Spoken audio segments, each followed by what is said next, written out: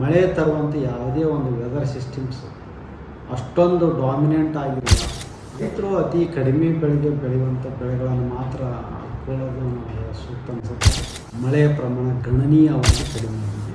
ಕರ್ನಾಟಕ ರಾಜ್ಯಾದ್ಯಂತ ನೈಋತ್ಯ ಮನ್ಸೂನು ದುರ್ಬಲವಾಗಿದೆ. ನೈಋತ್ಯ ದಿಕ್ಕಿನಿಂದ ಬರ ಗಾಳಿ ಈಗ ವಾಯುವ್ಯ ದಿಕ್ಕಿನಿಂದ ಬರ್ತಾ ಇದೆ.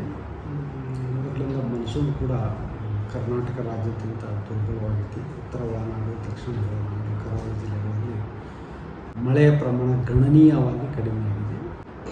ಮುಂದಿನ ಒಂದು 4 ದಿನಗಳಲ್ಲಿ ಕರಾವಳಿ ಜಿಲ್ಲೆಗಳಲ್ಲಿ ಕೂಡ ಮಳೆಯ ಪ್ರಮಾಣ ಗಣನೀಯವಾಗಿ ಕಡಿಮೆಯಾಗುವ ಸಾಧ್ಯತೆ ಇದ್ದು, ಹಲವು ಕಡೆ ಅಂದರೆ 75% ಪ್ರದೇಶಗಳಲ್ಲಿ ಹಗುರದಿಂದ ಸಾಧಾರಣವಾಗಿ ಮಾತ್ರ ಮಳೆಯಾಗುವ ಸಾಧ್ಯತೆಗಳಿದಾವೆ. ಮತ್ತು ಕರಾವಳಿ ಜಿಲ್ಲೆಗಳ ಕೆಲವು ಕಡೆ ಕ್ಯುಮುಲೋ ನಿಂಬಸ್ ಕ್ಲೌಡ್ಸ್ ಡೆವಲಪ್ ಆಗಿ ಗುಡುಗು ಮಿಂಚು ಸಮೇತವಾಗಿ ಅದರ ಜೊತೆಗೆ ಗಾಳಿಯ ವೇಗವು ಕೂಡ ಪ್ರತಿ ಗಂಟೆಗೆ 40ರಿಂದ 50 ಕಿಲೋಮೀಟರ್ ಇರುವ ಸಾಧ್ಯತೆಗಳಿದಾವೆ. ಆದರೆ ಇದು ಅಲ್ಲಲ್ಲಿ ಮಾತ್ರ, ಎಲ್ಲ ಕಡೆ ಅಷ್ಟೊಂದು ಮಳೆ ಆಗಲ್ಲ. ಕರಾವಳಿ ಜಿಲ್ಲೆಗಳಲ್ಲಿ, ಉತ್ತರ ಒಳನಾಡು ಹಾಗೂ ದಕ್ಷಿಣ ಒಳನಾಡಿನ ಜಿಲ್ಲೆಗಳಲ್ಲಿ ಕೂಡ ಮಳೆಯ ಪ್ರಮಾಣ ಗಣನೀಯವಾಗಿ ಮುಂದಿನ 4 ದಿನಗಳವರೆಗೆ ಕಡಿಮೆ ಆಗ್ತದೆ. ಉತ್ತರ ಒಳನಾಡಿನ ಜಿಲ್ಲೆಗಳಲ್ಲಿ 25% ಕಡಿಮೆ ಪ್ರದೇಶದಲ್ಲಿ, ಆದರೆ ಒಂದೆರಡು ಕಡೆ ಮಾತ್ರ ಮಳೆಯಾಗುವ ಹೆಚ್ಚಿನ ಸಾಧ್ಯತೆ ಇದಾವೆ. ಮಳೆಯ ಜೊತೆಗೆ ಗುಡುಗು ಮಿಂಚು ಇರಲಿದ್ದು, ಅದರ ಜೊತೆಗೆ ಗಾಳಿಯ ವೇಗ ಪ್ರತಿ ಗಂಟೆಗೆ 40ರಿಂದ 50 ಕಿಲೋಮೀಟರ್ ಇರುವ ಸಾಧ್ಯತೆಗಳಿದಾವೆ. ಕರ್ನಾಟಕದ ದಕ್ಷಿಣ ಒಳನಾಡಿನ ಜಿಲ್ಲೆಗಳಲ್ಲಿ ಕೂಡ ಮಳೆಯ ಪ್ರಮಾಣ ಕಡಿಮೆ ಇರುವ ಸಾಧ್ಯತೆ ಇದ್ದು, ಕೆಲವು ಕಡೆ ಅಂದರೆ 50% ಕಡಿಮೆ ಪ್ರದೇಶದಲ್ಲಿ ದಕ್ಷಿಣ ಒಳನಾಡಿನ ಜಿಲ್ಲೆಗಳಲ್ಲಿ ಹಗುರದಿಂದ ಸಾಧಾರಣವಾಗಿ ಮಳೆಯಾಗುವ ಸಾಧ್ಯತೆಗಳಿದಾವೆ.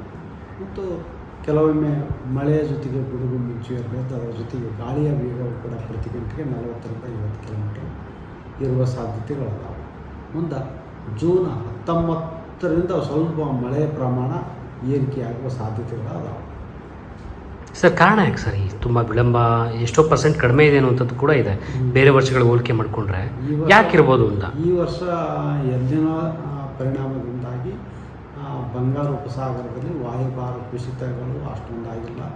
ಮತ್ತು ಮಳೆ ತರುವಂಥ ಯಾವುದೇ ಒಂದು ವೆದರ್ ಸಿಸ್ಟಮ್ಸ್ ಅಷ್ಟೊಂದು ಡಾಮಿನೆಂಟ್ ಆಗಿಲ್ಲ, ಅಂದರೆ ಅಷ್ಟೊಂದು ಸ್ಟ್ರಾಂಗ್ ಆಗಿಲ್ಲ ಅಂತ ನಾನು ಹೇಳ್ಬೋದು. ಸರ್, ಇದು ಇಡೀ ಭಾರತಕ್ಕೆ ಸೀಮಿತವಾಗುತ್ತಾ ಅಥವಾ ಹೇಗೆ ಸರ್? ಇದು ಇಡೀ ನಮ್ಮ ದೇಶಕ್ಕನ ಮಳೆ ಪ್ರಮಾಣ ಈ ಕಡಿಮೆ. ರೈತರಿಗೆ ಯಾವಾಗ ಸರ್ ಸೂಚನೆ, ಮಳೆ ಈ ಬೆಳೆಗಳನ್ನು ಇಟ್ಕೊಳ್ಬೇಕಾದ್ರೆ ಯಾವಾಗ ಹಾಕ್ಕೋಬೋದು ಅಂತೇಳಿ? ರೈತರು ಅತಿ ಕಡಿಮೆ ಬೆಳೆಯುವಂಥ ಬೆಳೆಗಳನ್ನು ಮಾತ್ರ ಹಾಕ್ಕೊಳ್ಳೋದು ಸೂಕ್ತ ಅನಿಸುತ್ತೆ.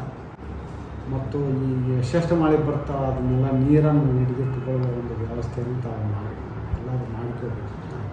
ಅಂದರೆ ಈ ಬಾರಿ ರಾಗಿ, ಹತ್ತಿ ಸೇರಿದಂತೆ ಇತರ ಬೆಳೆಗಳು ನಮ್ಮ ರಾಜ್ಯದಲ್ಲಿ ಬೆಳೀತಾರೆ, ಅವುಗಳಿಗೆ ಪೆಟ್ಟು ಬೀಳುವಂಥ ಸಾಧ್ಯತೆ ಇದೆಯಾ ಹೇಗೆ ಸರ್ ಅಂತೇಳಿ? ಕೆಲವೊಂದು ಭೂಮಿಯಲ್ಲಿ ಹಸಿ ಬೇಗ ಆಗಲಿಲ್ಲ ಅಂದರೆ ಪೆಟ್ಟು ಬೀಳ್ಬೋದು. ಅದು ಭೂಮಿ ಮೇಲೆ ಅವಲಂಬನೆ ಇರ್ತದೆ. ಅಂದರೆ ಈ ಬಾರಿ ನಿರೀಕ್ಷಿತವಾಗಿ, ಅಂದರೆ ಈಗ ಏನು ಮುಂಗಾರು ಆರಂಭ ಆಗಿದೆ, ನಿರೀಕ್ಷಿತ ಮಟ್ಟದಲ್ಲಿ ಎಷ್ಟು % ಕಡಿಮೆ ಆಗಿದೆ ಸರ್? ಕೆಲವೊಂದು ಕಡೆ 30% ಆಗೈತಿ, ಕೆಲವೊಂದು ಕಡೆ 40% ತನಕ ಮಳೆ ಪ್ರಮಾಣ ಕಡಿಮೆ ಆಗೈತಿ. ಅಂದರೆ 100%ಅಲ್ಲಿ 60% ಕಡಿಮೆ ಆಗಿದೆ ಅಂತನಾ? 100%ದ 30% ಕಡಿಮೆ ಇದೆ. ಓಕೆ, ಅಂದರೆ 70% ಮಳೆ ಆಗಿದೆ. ಅಂದರೆ ಇನ್ನುಳಿದಂಥ 30% ಸಮಸ್ಯೆ ಆಗ್ತಾ ಇದೆ. ಅಂದರೆ ಎಷ್ಟು ದಿನಗಳ ಕಾಲ ಸರ್ ಈ ಸಮಸ್ಯೆ ಇದೆ, ಅಥವಾ ಪೂರ್ತಿ ಮುಂಗಾರವೇ ಎಫೆಕ್ಟ್ ಆಗುತ್ತಾ ಅಂತ? ಮುಂಗಾರು ಅಂದರೆ ಈ ಒಂದು ನಾವು ಮುಂಗಾರಿನಲ್ಲಿ ಮುಂಗಾರಿನಲ್ಲಿ ಒಂದು 10% ಮಳೆ ಕಡಿಮೆ ಆಗ್ಬೋದು. ಆದರೆ ಕಾಲ ಆಗಾಗ ಮಳೆ ಆಗ್ತಿತ್ತಂದ್ರೆ ಮಾತ್ರ ರೈತರಿಗೆ ಉಪಯೋಗ ಆಗುತ್ತೆ. ಒಮ್ಮೆ ದಿಢೀರ್ನ ಮಳೆ ಬಂದರೆ ಏನು ಉಪಯೋಗ ಆಗ್ತದೆ? ಸರಿ ಸರ್, ಥ್ಯಾಂಕ್ ಯು.